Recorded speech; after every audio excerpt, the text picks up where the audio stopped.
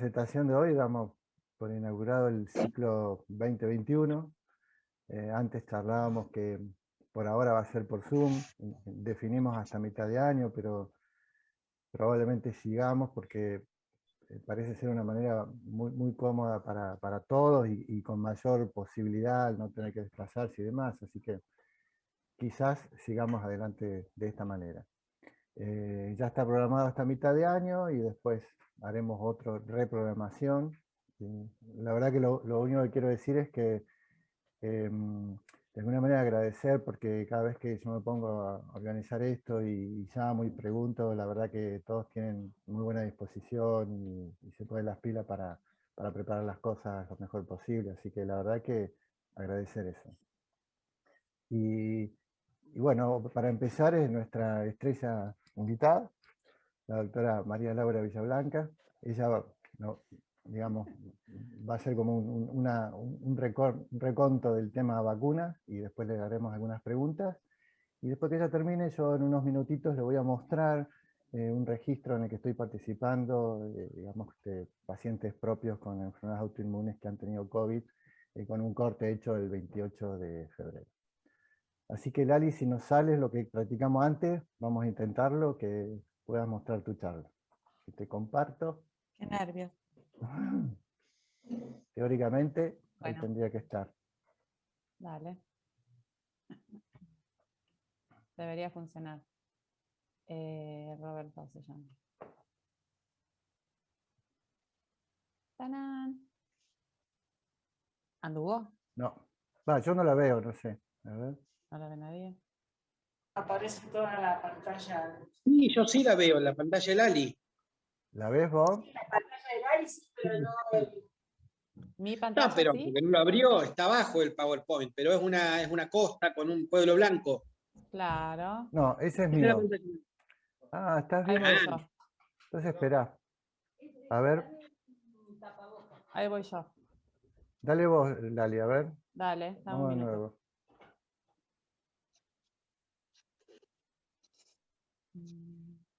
¿Ahí me ven? Sí, sí. Ahí está. Sí. No, fue un error mío, che. Lo anterior. ¿Ahí sí? Perfecto. ahí sí. Perfecto. Bueno, espera que yo me voy de acá. Viento. Ahí estamos.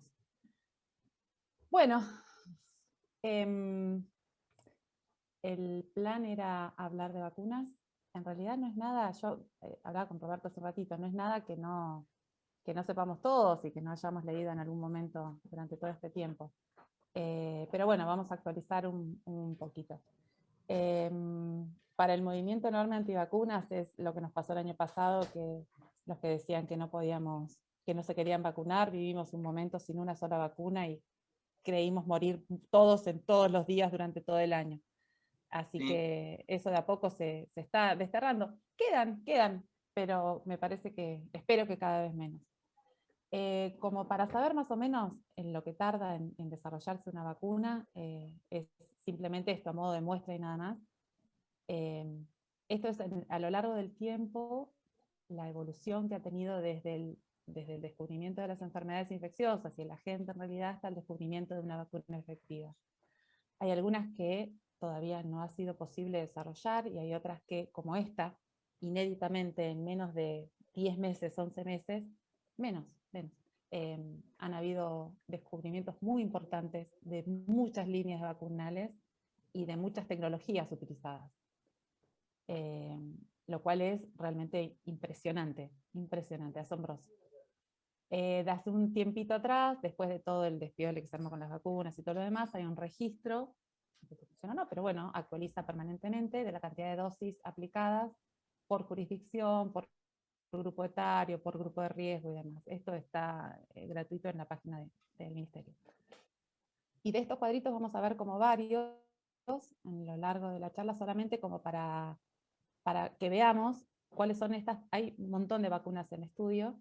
Estas son como las más conocidas y como las más famosas por el momento, de distintas industrias, con distintos mecanismos de acción, con distintos tipos de conservación, distintas dosis, distintos intervalos, bastante similar eficacia, pero también, y vamos a ver después, con precios muy disímiles. Como para que veamos más o menos lo de las vacunas en general, cuando apareció la vacuna, la Sputnik 5, y el ministerio, en realidad MAT, la aprobó de urgencia, en todos lados hablábamos de la fase 3, de la bendita fase 3, de la fase 3 de las vacunas, como si todos supiéramos de qué hablábamos, y yo me tuve que poner a estudiar porque no me acordaba bien cómo era. Y simplemente como para refrescar es esto, que es todo el descubrimiento de las vacunas, lleva una fase que están totalmente estudiadas, que es una fase preclínica, donde se evalúa en animales, una fase clínica donde hay muy poquitos voluntarios, donde se evalúa la seguridad en personas jóvenes y sanas. La fase 2 ya lleva más participantes y engloba distintos grupos de población. En la fase 3 ya hay más de 1000 voluntarios, entre 30.000 aproximadamente. Se prueba la eficacia y la seguridad, y si los resultados son positivos, entonces se evalúa para su aprobación definitiva. Y la fase 4 es la farmacovigilancia, que una vez que una vacuna ya está instalada, se estudia a largo plazo la eventualidad de los efectos secundarios. Lo que está determinado es que una vez que ya hay una fase clínica 4, nunca termina, digamos, porque siempre están como investigándose, como evaluándose los posibles efectos adversos de aparecer. Este es otro de los cuadros que vamos a ver seguido. Son las mismas vacunas, simplemente para recordar que hay muchas vacunas, que hay distintos tipos de acción y distintos tipos de eficacia también. Entre todas las vacunas, yo simplemente hice como un resumen de las que están como aprobadas ahora y en vías de aprobación. Las vacunas de vector viral, que utilizan un virus distinto, en este caso al virus del COVID, que es genéticamente modificado, que no provocan la enfermedad, pero sí están capacitados como para hacer que el cuerpo produzca proteínas, y esas proteínas sean la respuesta inmunitaria. Estas son algunas de los ejemplos que nosotros estamos teniendo. La Sputnik 5 es un claro ejemplo, que después vamos a verla como en más detalle, y la de Oxford y AstraZeneca, que es la última que se aprobó acá, y la de Janssen, que también está como muy, muy próxima también. Después están las vacunas inactivadas, donde utilizan el virus, ahora sí, el virus del coronavirus, por ejemplo, lo inactivan completamente, y ese virus inactivado es capaz de generar una respuesta inmunitaria. Ya hay ejemplos conocidos en nuestro carnet de vacunas, como la vacuna Salk y la de la hepatitis A, que son a virus inactivado. Y ejemplos de esto es las vacunas de Sinopharm, que es una de las que autorizaron hace poco acá. Son vacunas a virus inactivado, por lo que no producen la enfermedad, no hay ninguna chance de que produzcan la enfermedad. Después están las vacunas hechas con ARN o ADN, que están genéticamente modificados para generar una proteína, para generar una respuesta inmunitaria. Tampoco hay replicación viral, por lo que no hay posibilidad de enfermedad. Esta es la técnica más novedosa de todas, y estas son las vacunas que autorizaron principalmente en Estados Unidos y en el resto de Europa, en Europa en la mayor cantidad de parte de los países, que son las de Pfizer y la de Moderna.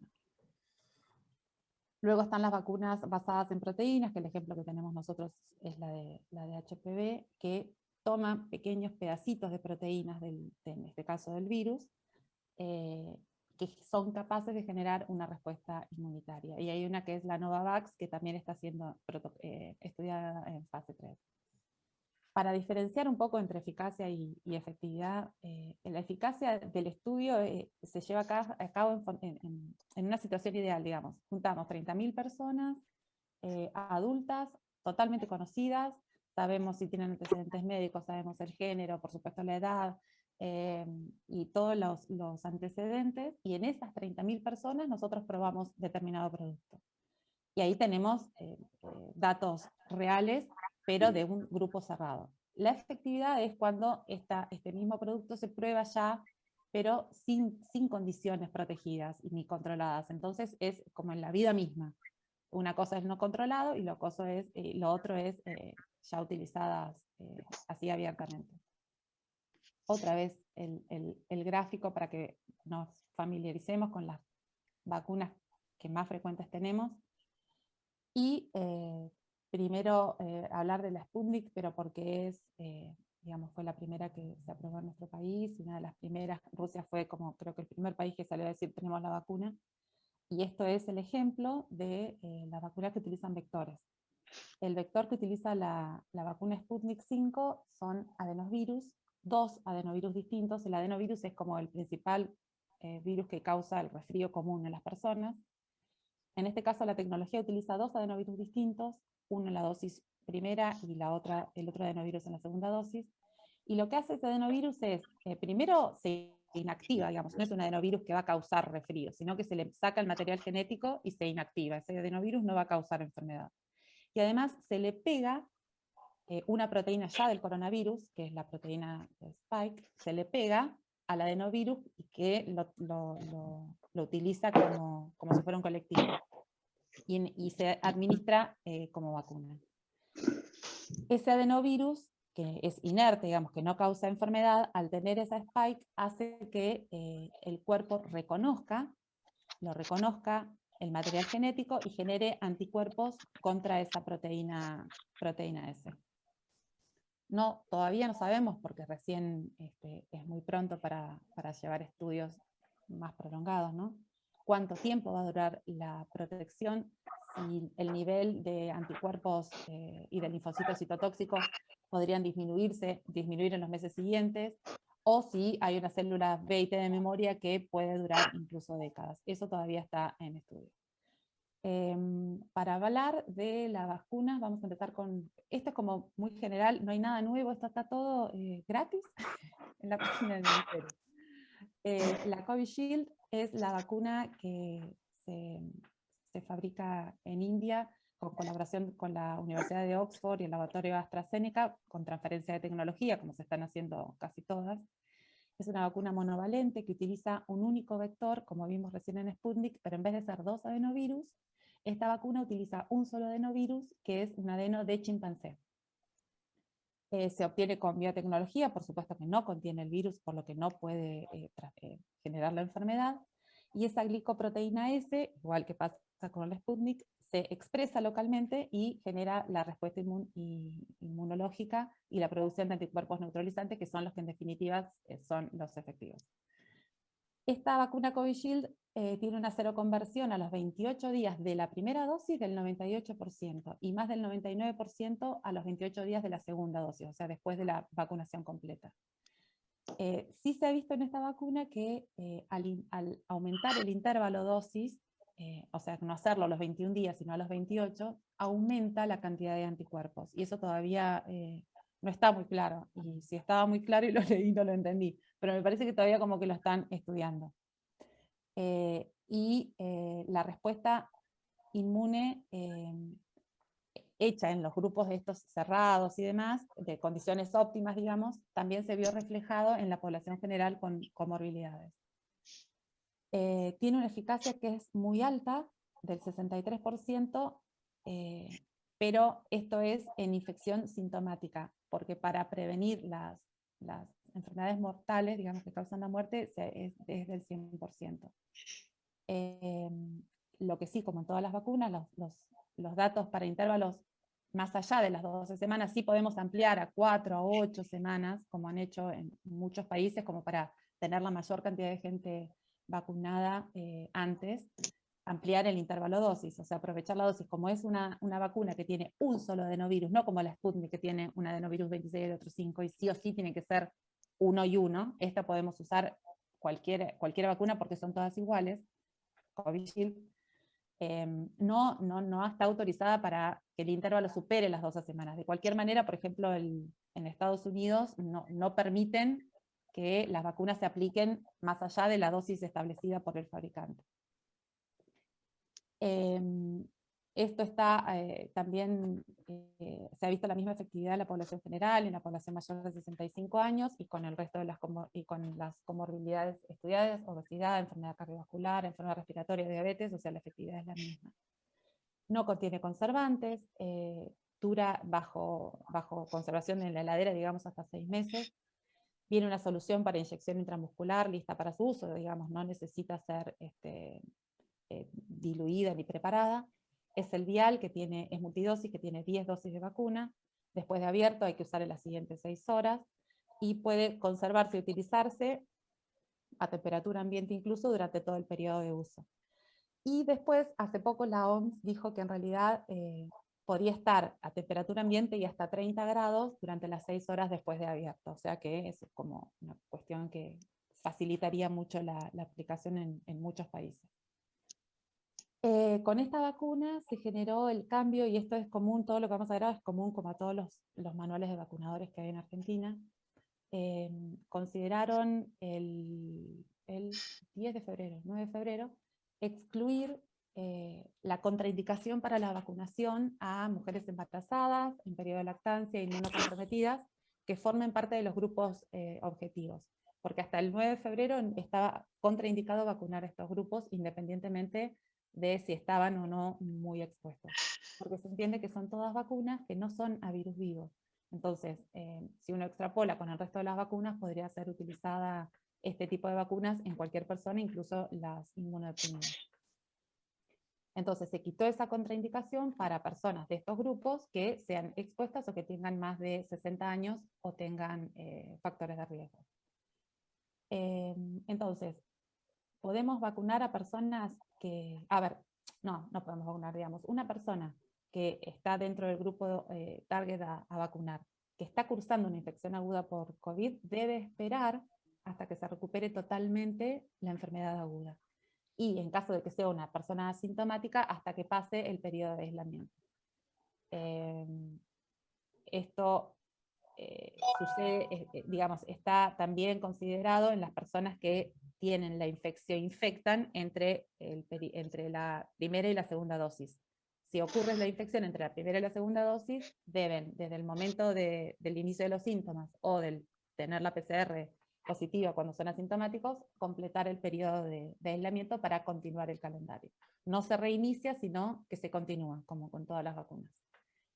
Las personas que han tenido antecedentes de COVID pueden vacunarse independientemente de que hayan tenido infección sintomática o asintomática y tengan o no tengan anticuerpos. Y la verdad que tampoco está recomendada la solicitud previa de serología, digamos, se vacuna en sucio también. Las personas que han recibido, que han estado enfermas y que han recibido anticuerpos monoclonales o plasma deben esperar 90 días desde el tratamiento, para evitar la interferencia, y el CDC dice también para evitar cuestiones desconocidas, digamos, porque todavía no se sabe si realmente hay interferencia entre producción de anticuerpos y los monoclonales, por ejemplo. Las personas con exposición conocida a casos confirmados, digamos, que son contactos estrechos, deben esperar a cumplir también el aislamiento, el periodo de aislamiento completo. Hablando de Covishield, son 2 vacunas separadas por 28 días, el intervalo máximo son 12 semanas, y con todas las vacunas no se pueden intercambiar las vacunas, o sea, cuando uno comienza a vacunarse con una serie, debe continuar. Cuando yo tengo que aplicarme otra vacuna, está recomendado esperar 14 días desde la aplicación de la vacuna contra el coronavirus en este caso, y el resto de las vacunas. Y por supuesto también está indicado no aplazar, digamos, si yo tengo que aplicar una vacuna antirrábica o una vacuna antitetánica, pues bueno, me salió medio. En la balanza, digamos, está la urgencia, y después se continúa con la vacunación para coronavirus, pero son 14 días. Las reacciones adversas más frecuentes, esto ya lo sabemos todos, son locales. Don Lali, Sí. le aviso a Juan Miñolo si puede apagar su micrófono porque está metiendo. Dale, nomás. Me perdí. Perdón. Las reacciones, no, es que me disperso. Las reacciones adversas que ya conocemos todos, que son las locales de cualquier tipo de vacuna, las generales, que son bastante más frecuentes probablemente, y los efectos adversos notificados, al menos con esta vacuna Covishield, fueron más leves y menos frecuentes después de la segunda dosis, y más leves y menos frecuentes también en mayores de 65. O sea, yo que me vacuné, que no tuve ningún efecto, probablemente esté reenvejecido mi ADN. Y el AINE que se recomienda es el paracetamol, pero si hay síntomas, no como profilaxis, digamos. Las contraindicaciones son la hipersensibilidad a cualquier componente de las vacunas. Esta vacuna en particular no tiene conservante, o sea que no habría gran inconveniente. Por supuesto que la contraindicación para la segunda dosis es haber tenido una anafilaxia a la primera. La precaución que dice todas las vacunas que nosotros vamos a ver es la enfermedad febril aguda grave, que hay que esperar a que se resuelva, la trombocitopenia y trastorno de coagulación, solamente para avisar al vacunador que uno está anticoagulado y como para tener un poco más de cuidado en la administración y en la posterior presión en el sitio. Y las reacciones alérgicas son muy infrecuentes, y es una entre 50.000 y 1.000.000. La verdad que han habido muy pocas reacciones alérgicas graves. En las vacunas que están autorizadas acá no hay descripta ninguna, en la Sputnik por lo menos no hay descripta ninguna, ni en Covishield tampoco. Esta vacuna también se contraindica en un asma grave no controlado, con dosis muy altas de corticoides, y las personas que tienen alergias menores o que utilizan inmunoterapia inyectable, de hecho, también pueden vacunarse. Como contraindicación absoluta, que es, por lo menos yo, la consulta que más he tenido, es el antecedente de anafilaxia a cualquier droga. El antecedente de anafilaxia a cualquier droga ya, por lo menos hasta ahora, quita la posibilidad de recibir este tipo de vacunas por lo menos. El resto de las contraindicaciones son bastante fáciles digamos, de llevar a cabo. El antecedente de la alergia incluso a medicamentos, a cuestiones ambientales, alimentos y demás, no es alimental, no es una contraindicación. Y sí lo es, por supuesto, la anafilaxia a la primera dosis. Lali, ¿te puedo interrumpir un segundito? Bueno. No, es una pregunta sencilla en relación a las contraindicaciones. Sí. Viste que cuando te vas a vacunar te preguntan si te vacunaste con otra vacuna en el periodo previo. Suponete que te vacunaste contra la hepatitis B o contra... Y eso ellos lo toman como una contraindicación, y de hecho conozco casos de personas que no pudieron vacunarse porque justo se habían vacunado, que le tocaba la del tétano, qué sé yo, previamente. ¿Qué hay de cierto en eso? Porque no lo veo en el listado de contraindicaciones. No es una contraindicación. Lo que es la recomendación inicial de no administrar conjuntamente con otra vacuna, y si por algún motivo uno debe vacunarse, por ejemplo, contra el tétanos o contra la rabia, porque es urgente, debe administrarse la vacuna, por supuesto, contra el tétanos o rabia, y esperar 14 días para administrar la vacuna contra coronavirus. Pero no es que sea una contraindicación. Y cuando sucede, lo que sí dice el manual del vacunador es que si sucede por un error programático, porque sucede, debe denunciarse como un evento adverso probablemente atribuido a vacunas, porque hay que controlarlo, porque no hay experiencia en realidad, no es porque haya nada ya comprobado, simplemente es que no hay experiencia. Pero bueno, como para que no compitan los anticuerpos y no se distraigan, por eso recomiendan separar las dosis durante 14 días, 14 a 30 días, pero por lo menos 14. Gracias, disculpa la interrupción. 5 pesos. Bien. Entonces, las dos dosis tienen una alta eficacia, más del 92% de eficacia contra el COVID, y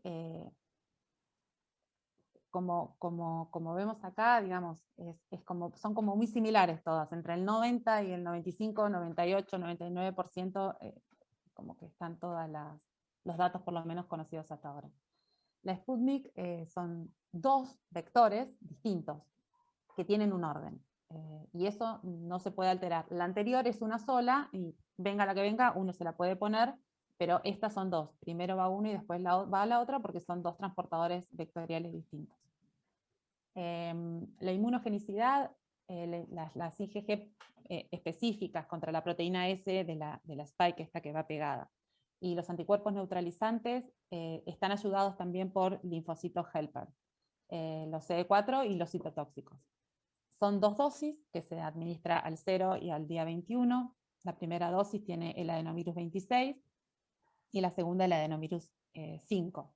Y el frasco que viene es de multidosis, que son 5 dosis por frasquito, que también tienen Ahora vamos a ver cómo se almacena y cómo se administra.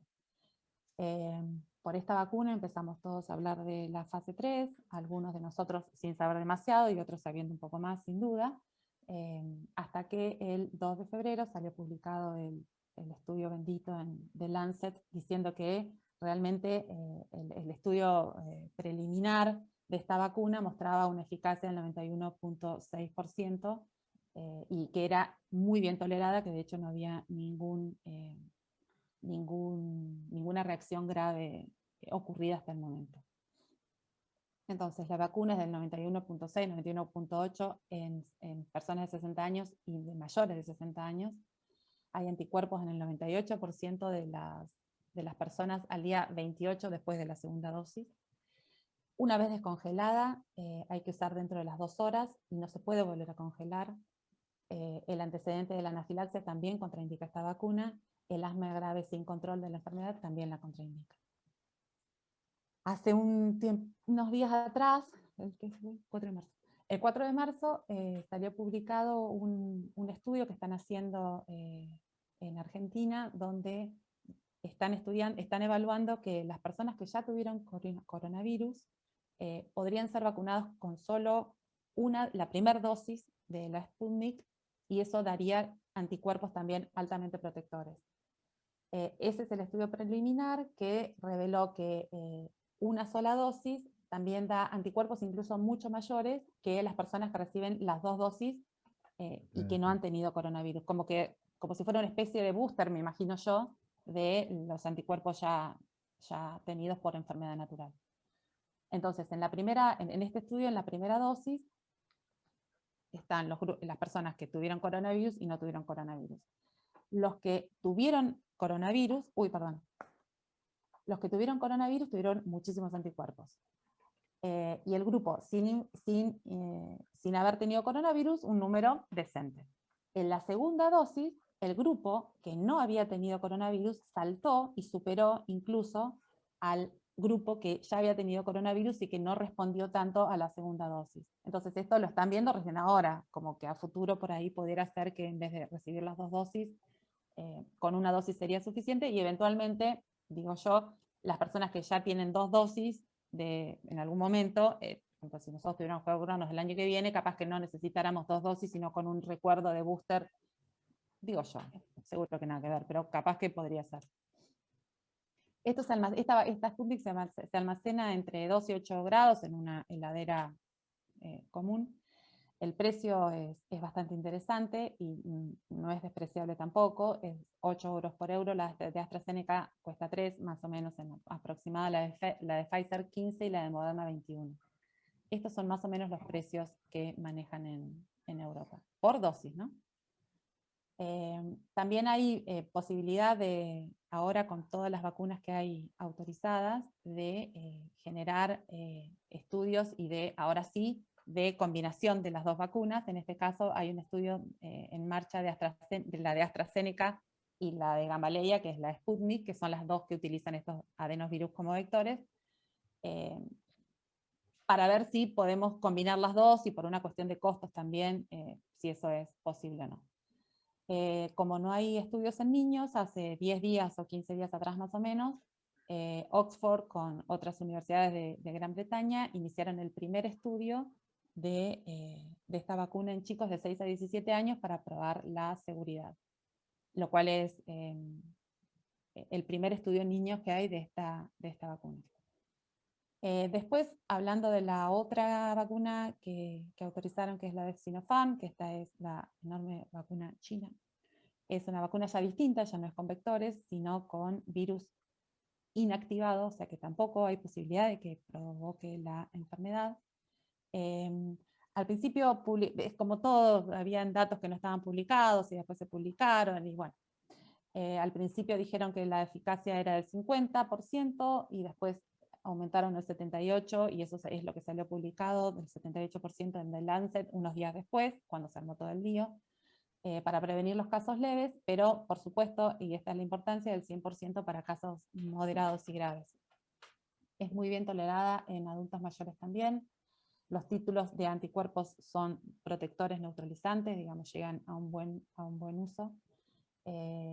y es la que está también ahora en fase 3, como todo el resto de las vacunas estudiándose. Este vial es un vial que no tiene que ser congelado, tiene que ser sí, refrigerado sí o sí, protegido de la luz, es monodosis y debe ser utilizado apenas se abre el vial. Lo que queda, lo que no se usa, lo que pasa el tiempo, se tiene que tirar.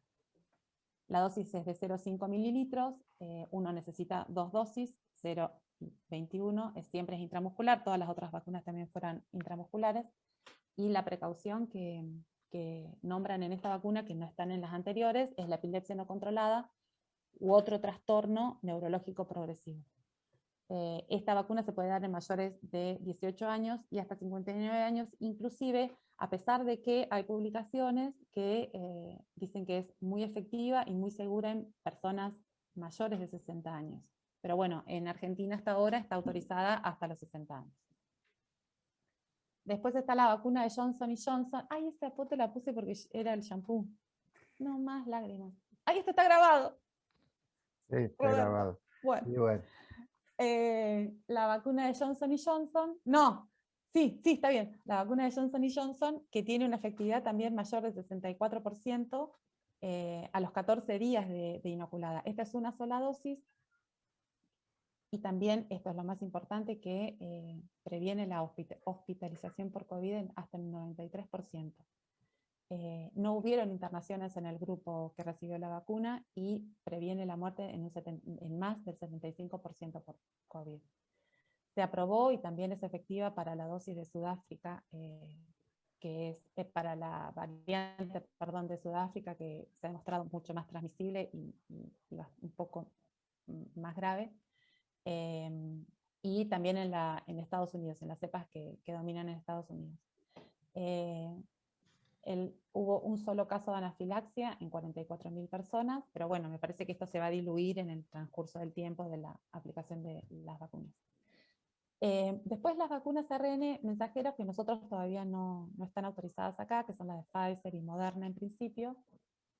Esta vacuna da instrucciones para que las células del cuerpo puedan fabricar la proteína esta spike, que es inofensiva, que es como la espiga que tiene el coronavirus. Este ARN mensajero es el que se inocula con la vacuna con esa información. Una vez que pasa esa información, se autodestruye.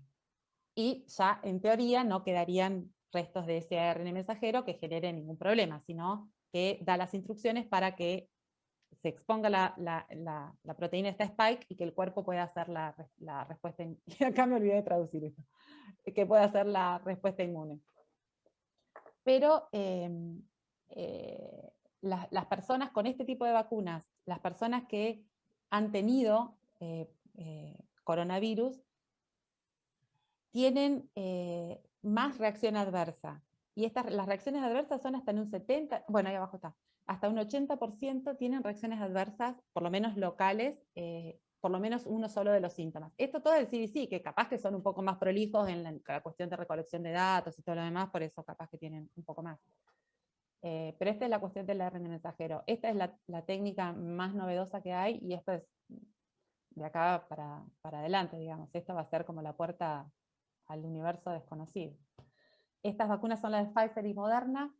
La eficacia de Pfizer es del 95%, el costo es de 15 o 16 o 17 euros más o menos, dependiendo de la inflación. La dificultad que tiene es que requiere la reconstitución. El polvito y requiere la reconstitución con solución fisiológica. Entonces, además de comprar la vacuna, comprar las jeringas y la aguja para colocar la vacuna, hay que comprar la aguja, la jeringa y el diluyente para diluir. Y que por ahí en 100 no es nada, pero en millones y en millones de dosis ya en España estaban dando, hace como un mes y medio atrás, estaban pensando que ya no daban abasto para conseguir esa jeringa que no habían tenido en cuenta para diluir la muestra, por ejemplo. Además requiere superfreezer de 80 grados bajo cero. La logística es muy difícil. Una vez descongelada puede durar hasta 5 días, y una vez diluida como máximo 6 horas. Es un frasco multidosis, y se administran 2 dosis a los 0 y 21 días. Con Moderna tenemos una eficacia muy similar, tiene que estar congelada pero no tanto, y tolera más la la heladera común, digamos. Es bastante más cara que la Sputnik y la de Oxford también. Son 2 dosis también, al 0 y al día 28, es multidosis, no requiere diluirse y es bastante más estable. Eso con respecto a las vacunas. Después esto es lo que la última publicación de la Sociedad de Infectología, cuando sacaron esta contraindicación, digamos, de las personas inmunodeprimidas o con otro tipo de enfermedades para vacunarse. Esto excluyente a inmunosupresión, dice que todos los pacientes en tratamiento activo para cáncer pueden vacunarse, y que hay que sopesar el costo-beneficio, ¿no? En estos casos, con real circulación viral, la verdad que siempre el beneficio es vacunar, por lo menos personalmente. Los pacientes trasplantados también pueden vacunarse, pero con alguna cuestión de fijarse el tiempo, digamos, que tiene que pasar al menos de 3 meses después del trasplante. Las neoplasias hematológicas que reciben quimioterapia tendrían que retrasar, o sea, esperar la vacunación hasta tener neutrófilos adecuados. Y más o menos en toda la lista de inmunodepresión hay el concepto de que debe recibir la vacuna cuando esté disponible. ¿Qué vacuna? Cualquiera. La vacuna que no sea virus vivo. Las vacunas a virus vivo siguen siendo totalmente prohibidas en personas inmunodeprimidas, pero todas estas que estuvimos hablando, ninguna es. Entonces, ¿qué vacuna? Y cualquiera. Y a mí me gusta más la Sputnik, a mí la AstraZeneca. La verdad que la que haya, para mí, la que haya es la que hay que aplicar, mientras esté, por supuesto, aprobada. Entonces, tumores sólidos, neoplasias malignas, deben vacunarse. Los tumores sólidos que tienen una cirugía mayor deben esperar por lo menos 14 días de recuperación para vacunarse.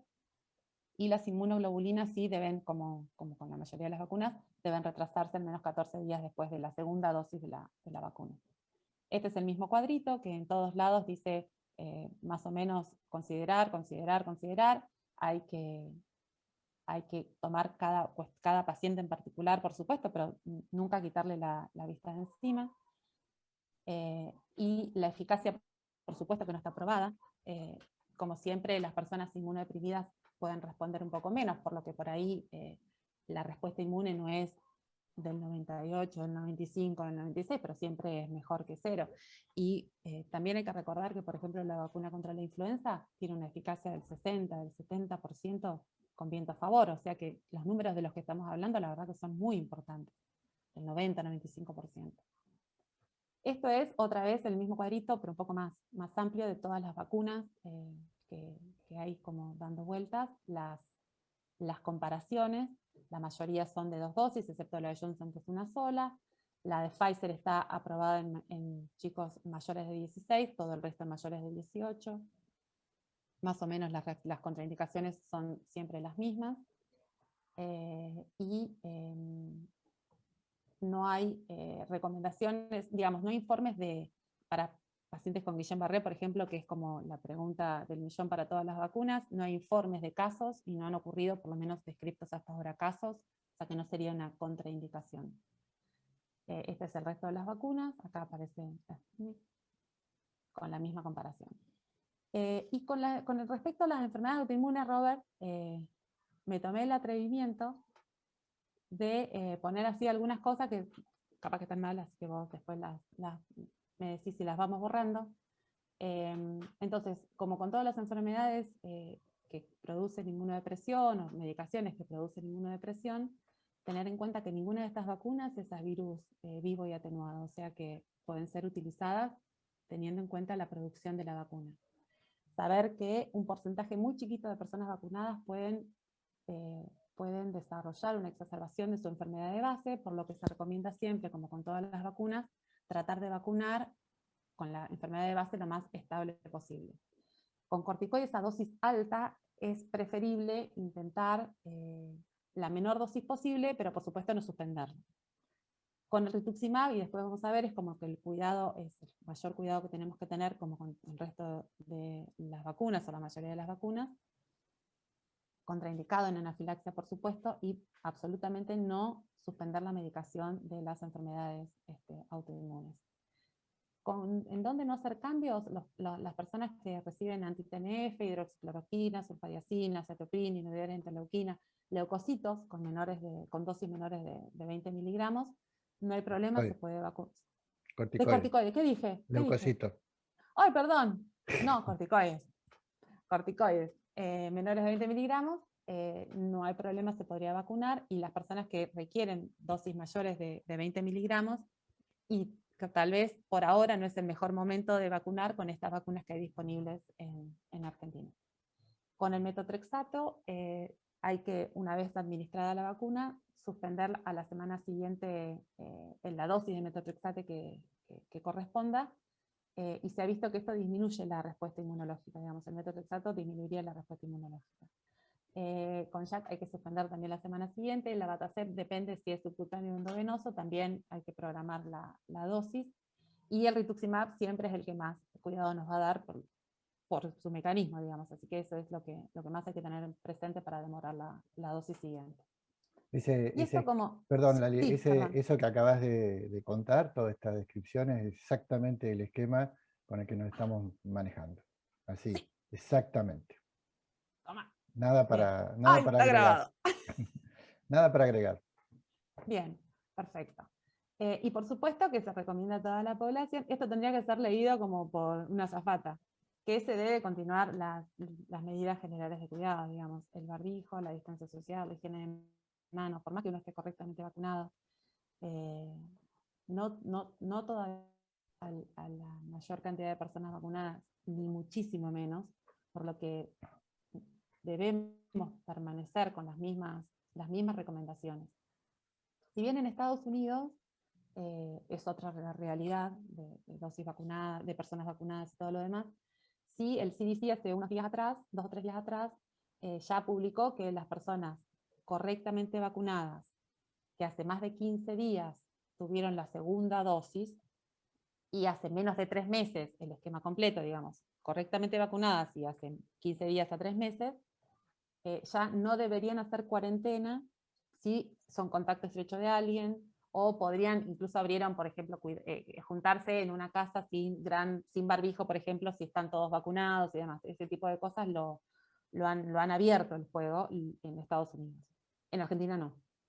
Nosotros ahora, por más de que estemos correctamente vacunados y por más que hayan pasado más de 15 días de la segunda vacuna, el Ministerio dice que si nosotros somos contacto estrecho de un paciente, de una persona positiva, debemos guardar el aislamiento correspondiente. Por ahora.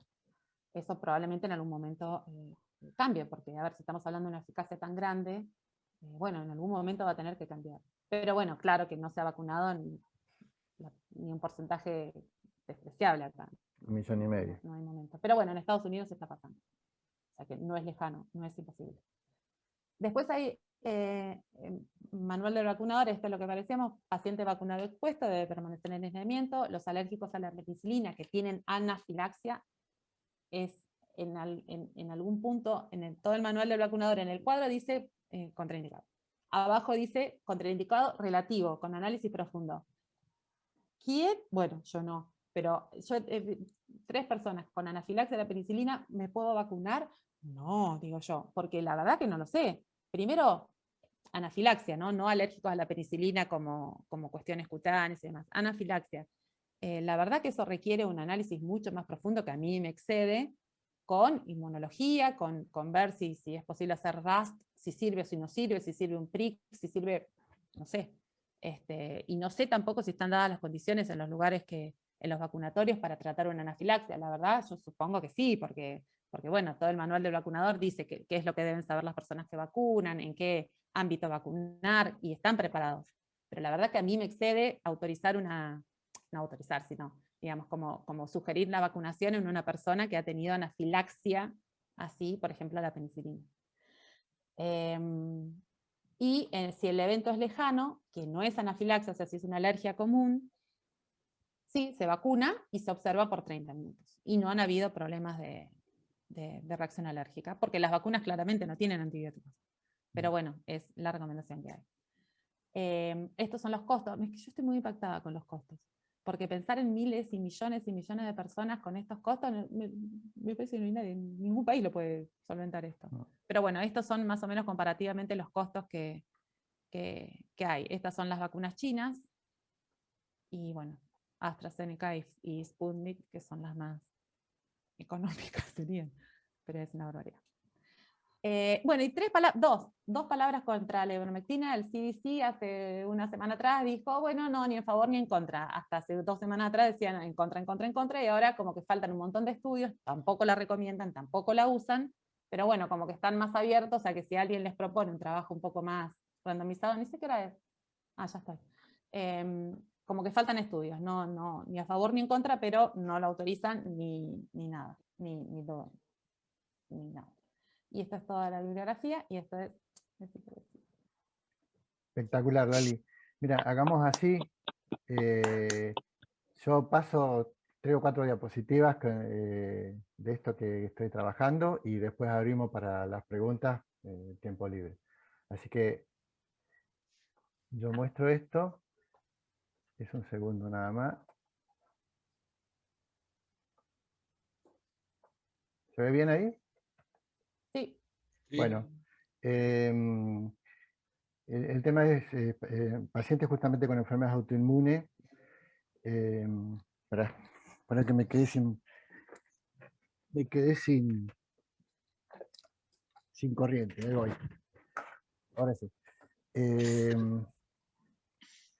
Yo empecé a registrar desde que empezó la pandemia, un poco por gusto nomás, empecé a registrar todos los pacientes que yo me enteraba de enfermedades autoinmunes, pacientes míos o de algún conocido que me avisaba, y a partir del 18 de agosto la Sociedad Argentina de Reumatología hizo un registro nacional de pacientes con enfermedades reumáticas y COVID-19 para todo el país, y por supuesto, como yo ya tenía datos adquiridos, me metí en este programa. El sistema que usé fue hacer una gran planilla Excel con nombre, lugar de donde estaba, fecha, algunos datos personales, algunos datos de sus patologías, y algunas cosas como fechas de contagio, si había sido hisopado o anticuerpo, comórbidas, si estaba con corticoides, con DIMAR convencionales o DIMAR biológicos o inmunosupresores. Bueno, y la evolución, si eran formas leves, moderadas o graves, si había recibido medicación, si había sido anticoagulado y alto fallecimiento. Por ahí algunas cosas están en número, porque como era muy compleja la planilla, tuve que como que codificar y poner los números. Y esto que parece un poco complejo, en realidad lo es, pero hecho así, una vez que se agiliza descargando los datos. Y todos estos datos los fui pasando al azar, la Sociedad Argentina de Reumatología, que es estos códigos que están acá. Y les cuento 2 o 3 cositas de esto hasta el 28 de febrero. En total yo registré 42 pacientes, el mayor grupo etario fue entre 50 y 60 años, y por supuesto mucho más mujeres que hombres, pero esto es lógico por la diferencia de la incidencia de enfermedades autoinmunes de relación de mujeres a hombres, que es más o menos 9:1. Y con respecto a localidades, por supuesto Roca, porque la mayor cantidad de pacientes míos son de acá, pero en realidad tuve contacto y conocimiento de pacientes de Regina y de Valle Medio. De las patologías autoinmunes de base de estos pacientes, las más comunes fueron artritis reumatoide y lupus, lógicamente también, porque son las más frecuentes, pero hubo en Sjögren, en esclerodermia, en enfermedad por IgG4, en vasculitis, así que prácticamente en todas. Y con respecto a las comórbidas, que es un dato también muy importante, esto puede haber una falla en esto, porque por ahí puede ser que haya un subregistro, pero lo que encontré yo más fue hipertensión arterial. Y con respecto a fármacos, bueno, en realidad está dividido así, digamos, para poder clasificarlo, pero los DIMAR convencionales, cuando hablamos de DIMAR convencionales, hablamos de metotrexato, leflunomida, son lógicamente los que más se utilizan. Y la hidroxicloroquina, que se utiliza para muchas patologías, no solo lupus, la anécdota que es que cuando empezó la pandemia, mis pacientes se quedaron todos sin hidroxicloroquina porque la gente compraba cajas y cajas de hidroxicloroquina en la farmacia porque curaba el COVID. Una cosa media increíble. En cuanto a la evolución, tengo dos asintomáticos, 24 formas leves, 9 formas moderadas, 7 formas graves y 5 fallecidos. Y hago acá señalo el tema de los fallecidos porque para mí es lo más impactante. Un paciente de 58 años con enfermedad por IgG4, que algún día vamos a hablar de esta enfermedad porque es muy importante, tratado con rituximab. Una paciente de 61 años con vasculitis ANCA-C positiva, con diabetes e hipertensión como comórbida, con 10 miligramos de corticoides, también medicada con rituximab. Esto es para mí llamativo.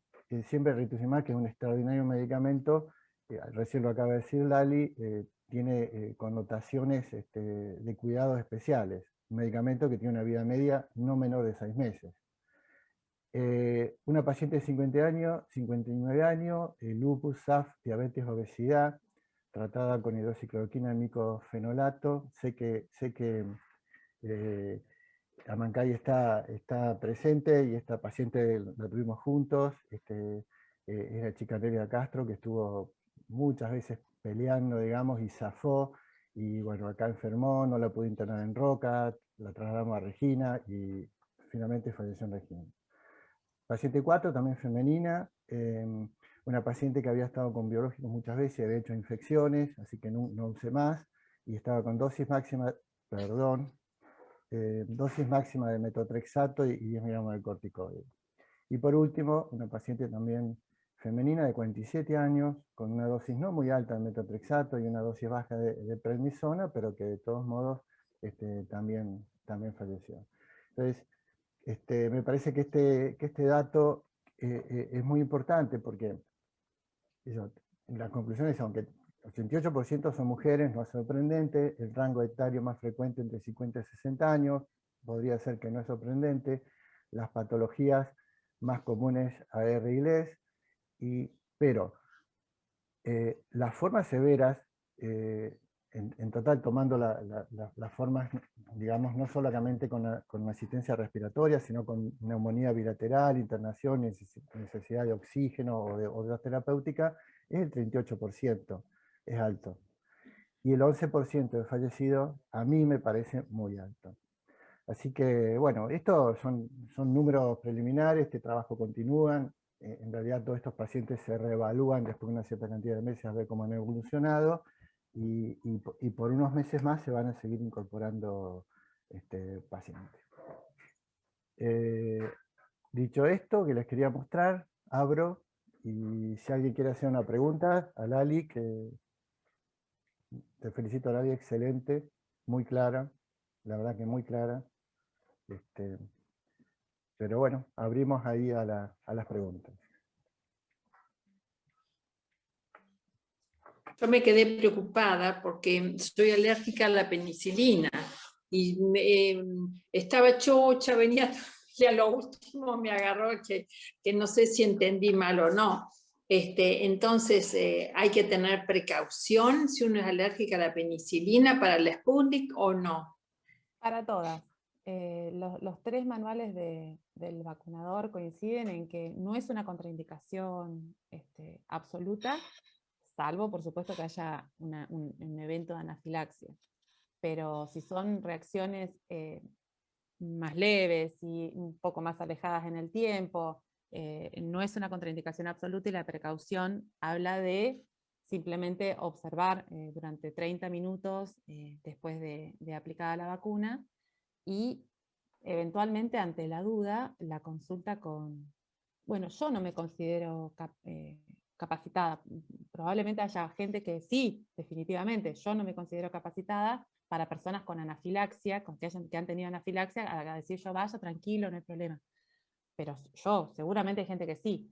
A las personas con alergias como la suya, eventualmente, son alergias más leves y por ahí más alejadas en el tiempo y demás, no hay una contraindicación formal, simplemente una precaución. Y muchas veces, incluso en el manual del vacunador, aparece que incluso hasta uno puede dar como si fuera una premedicación, póngale, de corticoides y antihistamínico previo a la vacunación.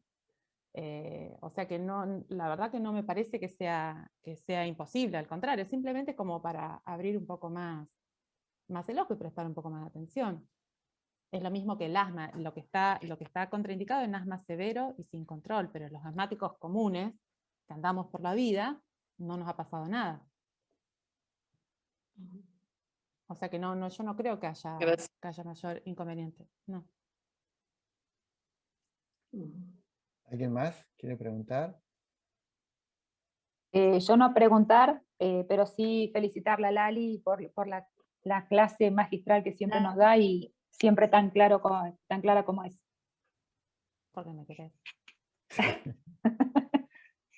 Hola, amiga. Vos me dijiste, no, pero es excelente. ¿Qué le vamos? Es excelente. Y qué lindo el trabajo tuyo, Robert. La verdad que hay mucho para hacer en todo. Luciana también con la parte respiratoria. Hay muchos pacientes, muchos casos y la verdad que, bueno, da mucha tela para seguir estudiándolos. Así es. Robert, sí, perdón. Yo. Hola, Marcelo. O sea, desde, digamos, desde la indicación formal de la vacunación, entonces no habría contraindicaciones para la vacunación. O sea, todo el mundo se puede vacunar. Sí, salvo la anafilaxia. Sí, eso está claro, digamos. Sí. Pero En el caso de las enfermedades autoinmunes, si están muy activas, no se deben vacunar. Tampoco, claro.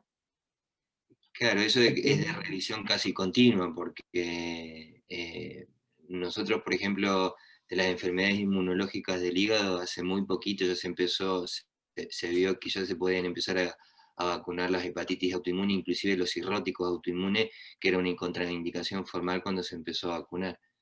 Así que, digamos, eso es importante. Va a ir cambiando. Por ejemplo, las personas con VIH, que antes también estaban contraindicados, después apareció la publicación de que decir, bueno, las personas que viven con VIH y hasta de forma independiente del nivel de CD4 que manejan, pueden recibir la vacuna sin problema.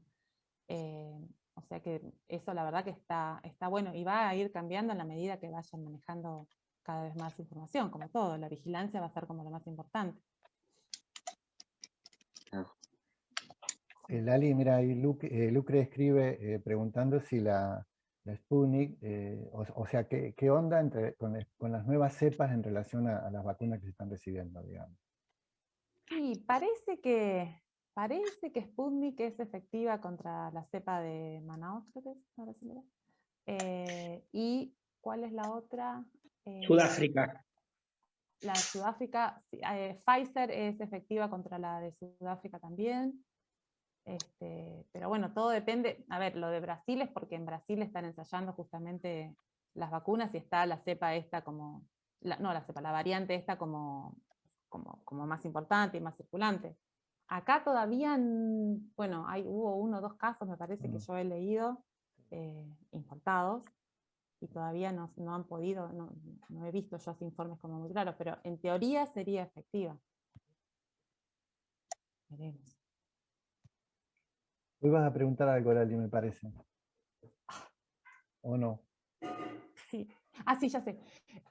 ¿Vos creés que el uso de corticoides así en las personas que tienen enfermedades autoinmunes han marcado alguna diferencia en la evolución, digamos, en la evolución de la enfermedad? Yo creo que no, porque estaban con dosis muy bajas. Claro. Me parece que lo que puede haber diferencia por ahí es, de los pacientes fallecidas mías, prácticamente había una con 10 miligramos, pero prácticamente nosotros sabemos que por debajo de 7 miligramos y medio la adversidad del corticoide es baja, así que a mí me parece que no, sí me llama la atención rituximab, de 5-2 con rituximab sí me llama fuertemente la atención. Sí. Por supuesto que esto va a estar, digamos, esto está volcado a un trabajo nacional, acá va a haber información de todo el país, entonces ahí sí vamos a sacar mejores conclusiones seguramente. Bien. Sí. Hola, ¿cómo estás? Dale. Pues lo primero, ¿Me escucha? Sí, te escuchamos, te escuchamos. No, te quería consultar. Acá tuvimos muchos casos de tenemos una población de pacientes muy enfermos, con un cóctel de enfermedades y en base muchas autoinmunes. Perdón, presentate porque hay muchos no te conocen. Marcos soy, de Heller. Marcos Gamón. Dale. El nuero de Héctor. Ese. No, te decía que tenemos una población de pacientes muy enfermos, con patologías crónicas la mayoría, y muchos autoinmunes, y pudimos ver también dentro de esto muchos fenómenos trombóticos, algunos fatales, otros no tanto, pero sí nos llamó bastante la atención. Digamos, no sé si a ustedes les pasó algo parecido con respecto a ese tipo de pacientes. Los pacientes, por ejemplo, los pacientes que fallecieron, los 5 pacientes, los 4 pacientes, había uno que no, pero los 4 pacientes estaban anticoagulados. Y yo no tomé registro de episodios trombóticos en ninguno de ellos. Hubo una quinta que tenía un síndrome antifosfolipídico, pero estaba con un trastorno de la coagulación de entrada, hizo una CID, bueno, se comportó por otro lado, digamos, pero eventos trombóticos no. Pero sí todos anticoagulados. Sí, nosotros acá tuvimos muchos pacientes que, por ejemplo, pacientes con artritis, una paciente puntual con lupus que había abandonado el tratamiento, que terminaron siendo eventos catastróficos. En algunos pudimos hacer imágenes, otros la sospecha clínica era muy alta de que hayan hecho un tromboembolismo pulmonar severo. Y la mayoría se murió. No tenemos todavía un número así como tenemos vos de registrarlo, pero si nos tomamos el trabajo en un momento de hacerlo, realmente los números son tremendos. De la cantidad de pacientes que se han muerto, todo en el grupo de enfermedades autoinmunes. Y así coincido con lo que presentaste ahí con respecto al lupus y AR, que fue lo más común, digamos, lo que más se presentaba. Pero bueno, esa es más o menos lo que nos pasó a nosotros acá con eso. Y preguntarte por el Methotrexate en la AR, porque la verdad que es la primera vez que lo escucho, que dijo ahí Lali sobre la discontinuar el Methotrexate una semana posterior a la vacunación. Eso, ¿tienen más información para compartirlo, para poder leerlo un poco más? Porque tenemos una población de artritis muy grande acá. Yo tengo acá una diapositiva con las últimas publicaciones de la SAR y del American College de Reumatología, donde sugiere eso a raíz de lo que dijo Lali, ¿no? de evitar que haya una respuesta, o que haya un freno a la respuesta a la vacuna. Pero te lo puedo mostrar ahora, te puedo mandar por WhatsApp la publicación. Lo que se está tomando de referencia, nosotros que estamos tomando de referencia, es una publicación del American College, que es lo que mostró Lali recién, que se copió cuando dio la charla. No, exactamente esas son las recomendaciones. Que la toma la Sociedad Argentina de Reumatología y son las mismas recomendaciones, eso quiero decir. Que se copian de los americanos. Sí, pero te lo voy a pasar. Dale, gracias, si lo podemos leer un poco más, que me quedó la duda. Sí, sí. Gracias. Bueno, ¿alguna pregunta más? Muy bueno, Lali, ¿eh? Muy bueno y también como siempre. De verdad, excelente. Bueno, gracias a todos por estar y esperemos que nos sigamos encontrando para poder mantener este espacio que me parece muy importante. Sí, gracias Robert por ocuparte siempre. Gracias Lali. Nos vemos. Gracias. Chao.